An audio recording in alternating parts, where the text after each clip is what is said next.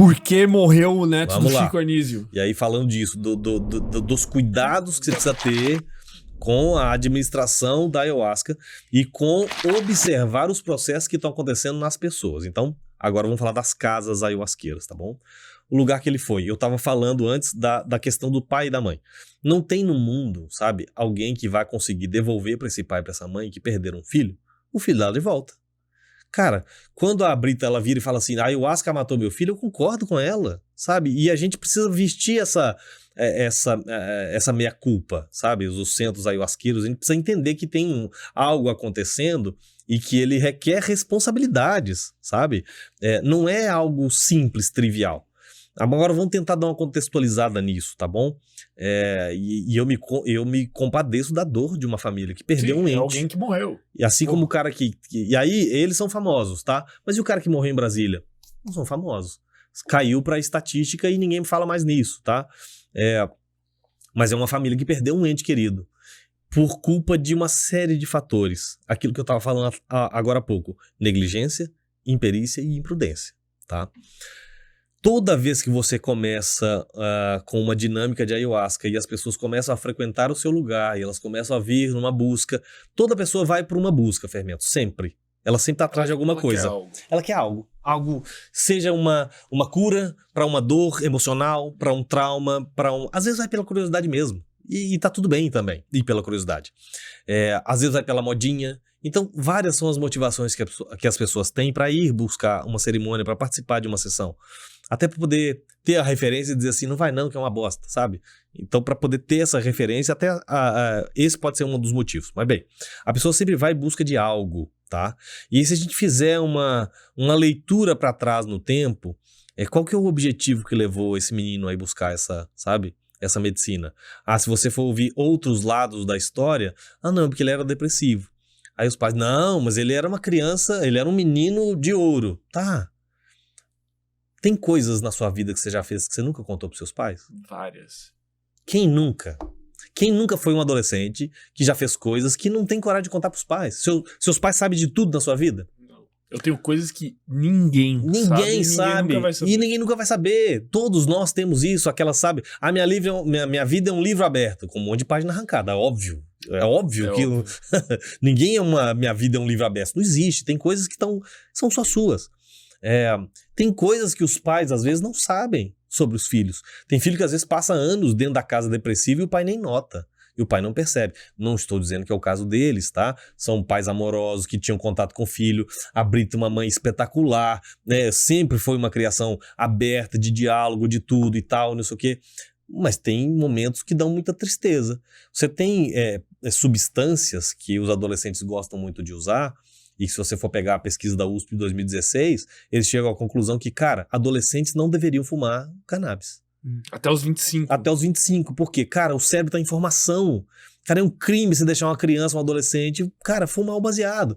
Léo, você tá sendo careta. Não, eu sou a favor de descriminalizar, sabe? A minha cabeça é muito aberta. Mas a ciência é clara. A ciência é clara, não é eu que tô dizendo, não é só eu, não é só a minha concepção ou a minha construção mental ou espiritual, religiosa, não. Ciência, USP, pesquisa. Cara, isso aqui é prejudicial para o cérebro em formação.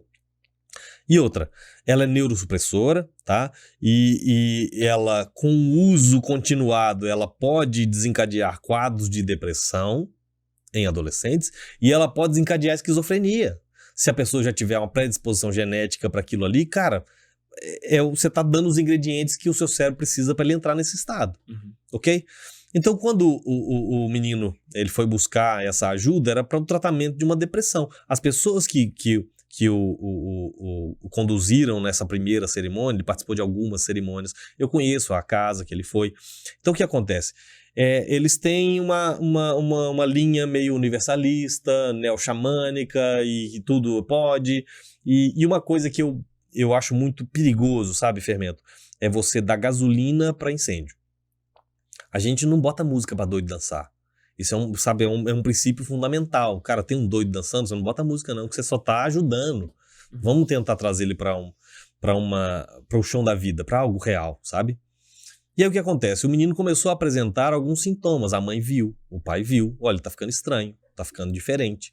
E a casa, ao invés de trazer isso para olha, isso é um problema que tá se tornando psiquiátrico. Toda vez, Fermento, que a gente teve essa experiência lá na vivência, né, do final de semana, você soube, tinha uma pessoa que estava lá completamente fora da casinha, por uma série de questões pessoais ali, de privação de sono, alimentação ruim, não sei o que, no dia do evento ele surtou. Ok, tivemos que contê-lo lá. Normal, faz parte do processo. Não tinha nada a ver com o curso, não tinha nada a ver com o evento, nada a ver com nada. Ele vinha de um histórico de 7 dias de privação de sono. Sim. E, cara, o organismo não suporta isso, não ok? Suporta. Quando a pessoa começa com um discurso, cara, Deus tá falando comigo que eu tenho que parar de comer. Tem um negócio errado aí. São sinais, são alertas que vão aparecendo. Isso ele foi usando. Ele participou de várias sessões. Então, e nisso ele continuava fumando maconha. Aí eu já não sei, aí seria leviano da minha parte dizer aquilo que eu não sei, eu só tô supondo. Fica aberto. Fica em aberto, tá? O fato em si é que quando ele veio a óbito, ele não estava sob efeito de ayahuasca. Isso é fato. Então a análise, se você for pegar a autópsia dele, não. Ele foi nadar. Pode ser que tenha tido um mal súbito, não se sabe. Eu não tô querendo aqui livrar a barra do chá, não. Eu quero que o chá ele tenha a culpa dele aonde realmente ele tem, onde cabe, sabe? A parte dele nessa história toda. Pois bem, ele começou com um quadro de conversando com extraterrestres, não, os extraterrestres estão me dizendo que eu não preciso comer, e estão dizendo que eu posso viver só de luz, e começou a entrar nessa onda. Sabe, e aí emagreceu não sei quantos quilos, entrou num quadro de anorexia, e entrou num quadro de não sei o quê, e aí a pessoa, quando ela entra num quadro de anorexia, ela tem baixa absorção de alimentos, de nutrientes. E aí ele começou a aumentar a dosagem de chá, toda vez que servia tinha que servir mais, porque ele já não estava absorvendo.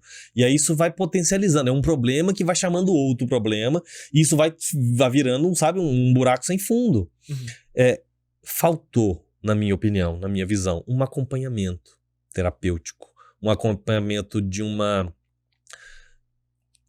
pé no chão, sabe? De observar que o paciente está tendo um quadro que ele, cara, está se tornando psiquiátrico. Isso precisa de um acompanhamento de psicólogo, de psiquiatra, de ajuda de outras coisas. E tirar essas primeira coisa, olha, cessa, droga, ayahuasca, tudo, separa com tudo, ok? Vamos trazer esse paciente de volta para a normalidade, ele precisa estar aqui. Então, a gente teve um incidente com uma... Assim, eu tava falando da menina, né? Do incidente lá. Ela participou dessa orgia toda, desencadeou um problema sério, assim como ele também, e ela iria a óbito. E ela foi procurar ajuda com a própria casa. Foi embora pra casa, ficou surtada, e aí fora da casinha ela começou a procurar ajuda, e assim, ela ia se internar no hospital psiquiátrico. E as amigas que iam com ela e que resolveram não ir, viraram e disseram assim, Léo, fulano precisa de ajuda. Digo, ajuda por quê? Não, ela foi no lugar lá e tal, e aí tá fora da casinha, e cara, ninguém sabe como ajudar, ela foi pedir ajuda na casa, cobraram dela R$400 pra poder fazer nela um reiki, pra poder tirar ela da situação que ela tá. Eu falei, oi? Reiki? Como assim? A pessoa tá tendo uma tormenta química no cérebro, um surto psicótico, e eu vou tratar com reiki? Desculpa, eu respeito, eu sou reikiano, já fiz o curso, mas não é isso a ferramenta pra atuar nesse momento. O negócio aqui agora é mais sério. Sabe? É psiquiátrico, é hospitalar. E aí as meninas, não, ela precisa de ajuda, você tem que ajudar. Eu digo, cara, não foi comigo que ela tomou chá. Por que eu tenho que ajudar? Sabe? E aí as meninas, não, porque você é o cara que mais conhece disso. Cara, todo mundo te respeita muito. Me respeita muito, mas ela não veio tomar chá comigo, foi tomar em outro lugar. Então o que adianta eu tô cagando? Se você me respeita muito, mas você vai... Se vira com a sua casa. Não, eles estão negligenciando, não quiseram cobrar dela mais R$400 pra poder ir ajudar em alguma coisa. Cara, aquilo vai te dando, sabe, uma revolta. Cara, dá vontade de bater na pessoa. Essa que é a vontade que dá. Falei, tá, esse BO não é meu. Esse problema é de vocês. Vocês que arrumaram isso. Mas tá bom. Pelas leis da ajuda, eu sou obrigado, sabe? Tá bom. Passa o telefone aí e manda ela me ligar. Aí passou o telefone, ela me liga toda fora da casinha. Digo, olha, o negócio é o seguinte, o papo é reto. E botei numa ligação de 3, numa call. Vocês aqui que são amigas dela são responsáveis por isso. Eu não vou assumir esse BO sozinho, não. Dá pra tirar do quadro? Dá.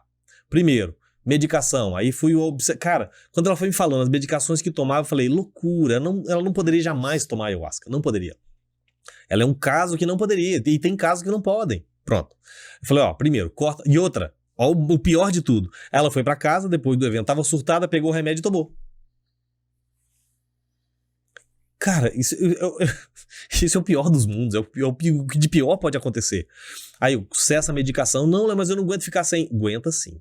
Porque agora você tá com uma tormenta química no cérebro, você vai precisar agora de cessa a medicação, você vai parar de comer todo tipo de alimento industrializado, você vai comer só legumes cozidos em vapor e água, sem nenhum tipo de açúcar, de nada, de carbonatado, de nada.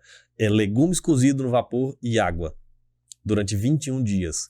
Você vai fazer exercício físico 3 vezes por dia.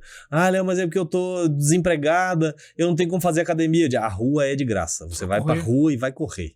Você precisa de aeróbico, você precisa suar muito, mas é muito. Tirar do corpo. Tirar do corpo. Você vai precisar suar toda essa química que tá aí. Você vai levar 21 dias com isso.